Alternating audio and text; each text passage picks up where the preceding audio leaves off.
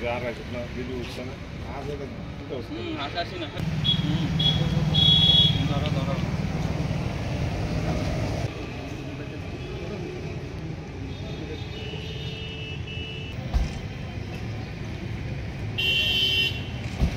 আমরা ইন্টারভিউ দিয়েছিলাম 2022 থেকে আসলে 2025 এটা কোনো প্রসেস আমরা পাইতেছে না।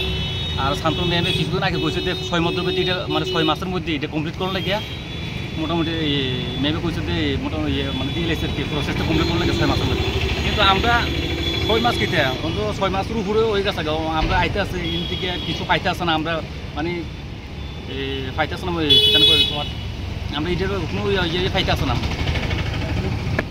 আমরা আজ দেখে বসছে আমরা অনেকবার আছি এখানে, আসলে আমরা প্রায় 7-8 বার পরীক্ষা হচ্ছে না। আমরা এই আজকে এক্সাম লেগে আমরা আসছি। কতজন আছেন?